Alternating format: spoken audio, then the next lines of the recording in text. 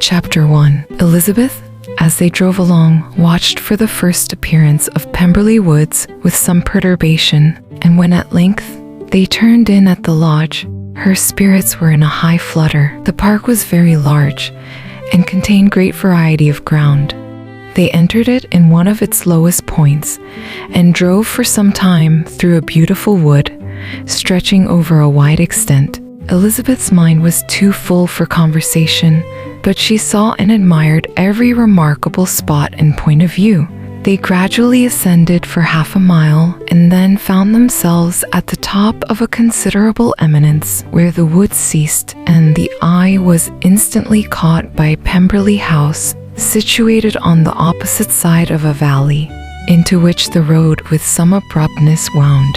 It was a large, handsome stone building, standing well on rising ground and backed by a ridge of high woody hills, and in front, a stream of some natural importance was swelled into greater, but without any artificial appearance. Its banks were neither formal nor falsely adorned. Elizabeth was delighted. She had never seen a place for which nature had done more, or where natural beauty had been so little counteracted by an awkward taste. They were all of them warm in their admiration, and at that moment she felt that to be mistress of Pemberley might be something. They descended the hill, crossed the bridge, and drove to the door, and, while examining the nearer aspect of the house, all her apprehensions of meeting its owner returned.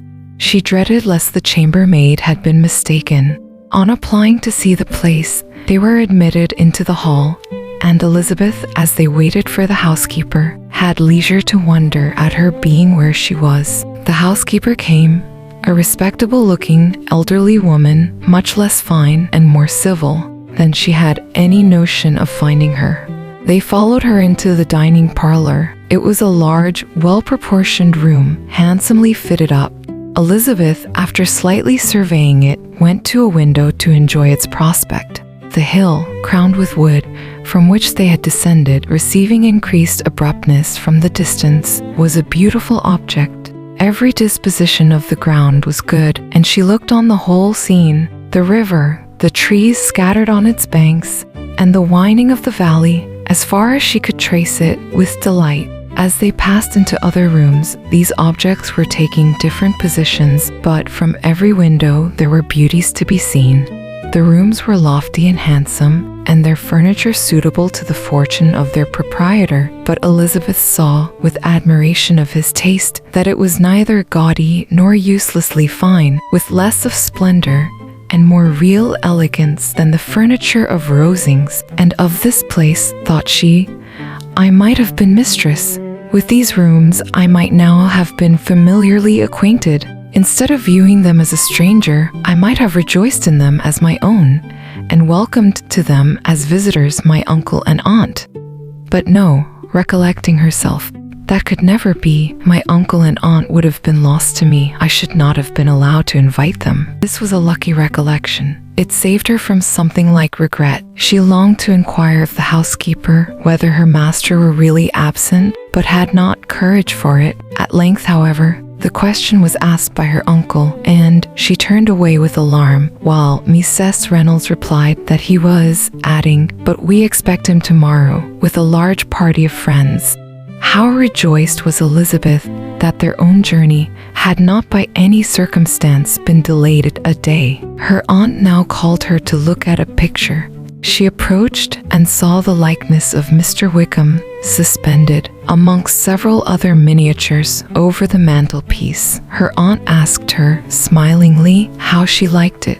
The housekeeper came forward and told them it was the picture of a young gentleman, the son of her late master's steward, who had been brought up by him at his own expense. He is now gone into the army, she added, but I am afraid he has turned out very wild. Mrs. Gardiner looked at her niece with a smile, but Elizabeth could not return it. And that, said Mrs. Reynolds, pointing to another of the miniatures, is my master, and very like him. It was drawn at the same time as the other, about 8 years ago. I have heard much of your master's fine person, said Mrs. Gardiner, looking at the picture.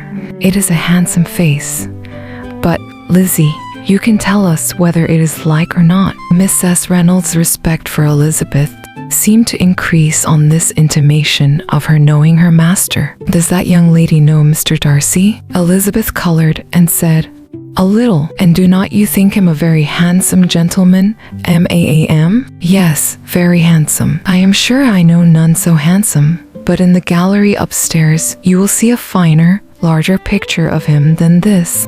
This room was my late master's favorite room, and these miniatures are just as they used to be then. He was very fond of them." This accounted to Elizabeth for Mr. Wickham's being among them. Mrs. Reynolds then directed their attention to one of Miss Darcy, drawn when she was only 8 years old. "And is Miss Darcy as handsome as her brother?" said Mr. Gardiner.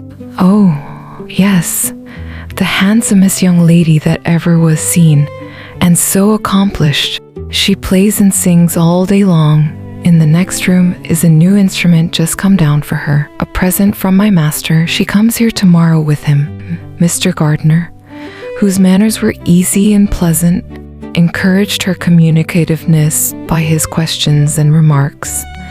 Mrs. Reynolds, either from pride or attachment, had evidently great pleasure in talking of her master and his sister. "Is your master much at Pemberley in the course of the year?" "Not so much as I could wish, sir, but I dare say he may spend half his time here, and Miss Darcy is always down for the summer months, except," thought Elizabeth, "when she goes to Ramsgate. If your master would marry, you might see more of him." "Yes, sir, but I do not know when that will be. I do not know who is good enough for him." Mr. and Mrs. Gardiner smiled. Elizabeth could not help saying, "It is very much to his credit, I am sure, that you should think so." "I say no more than the truth, and what everybody will say that knows him," replied the other. Elizabeth thought this was going pretty far, and she listened with increasing astonishment as the housekeeper added, "I have never had a cross word from him in my life, and I have known him ever since he was 4 years old." This was praise, of all others most extraordinary, most opposite to her ideas. That he was not a good-tempered man had been her firmest opinion. Her keenest attention was awakened. She longed to hear more, and was grateful to her uncle for saying, "There are very few people of whom so much can be said. You are lucky in having such a master." "Yes, sir, I know I am. If I was to go through the world, I could not meet with a better. But I have always observed that they who are good-natured when children are good-natured when they grow up. And he was always the sweetest-tempered, most generous-hearted boy in the world." Elizabeth almost stared at her. "Can this be Mr. Darcy?" thought she. "His father was an excellent man," said Mrs. Gardiner. "Yes, ma'am, that he was indeed, and his son will be just like him, just as affable to the poor." Elizabeth listened, wondered, doubted, and was impatient for more. Mrs. Reynolds could interest her on no other point. She related the subject of the pictures, the dimensions of the rooms, and the price of the furniture in vain. Mr. Gardiner, highly amused by the kind of family prejudice to which he attributed her excessive commendation of her master, soon led again to the subject, and she dwelt with energy on his many merits as they proceeded together up the great staircase. "He is the best landlord, and the best master," said she, "that ever lived. Not like the wild young men nowadays, who think of nothing but themselves. There is not one of his tenants or servants but what will give him a good name. Some people call him proud, but I am sure I never saw anything of it. To my fancy, it is only because he does not rattle away like other young men." "In what an amiable light does this place him," thought Elizabeth. "This fine account of him," whispered her aunt, as they walked, "is not quite consistent with his behavior to our poor friend. Perhaps we might be deceived. That is not very likely. Our authority was too good." On reaching the spacious lobby above, they were shewn into a very pretty sitting room, lately fitted up with greater elegance and lightness than the apartments below, and were informed that it was but just done to give pleasure to Miss Darcy, who had taken a liking to the room when last at Pemberley. "He is certainly a good brother," said Elizabeth as she walked towards one of the windows. Mrs. Reynolds anticipated Miss Darcy's delight when she should enter the room. "And this is always the way with him," she added. "Whatever can give his sister any pleasure is sure to be done in a moment. There is nothing he would not do for her." The picture gallery and 2 or 3 of the principal bedrooms were all that remained to be shewn. In the former were many good paintings, but Elizabeth knew nothing of the art, and from such as had been already visible below, she had willingly turned to look at some drawings of Miss Darcy's in crayons, whose subjects were usually more interesting and also more intelligible. In the gallery, there were many family portraits, but they could have little to fix the attention of a stranger.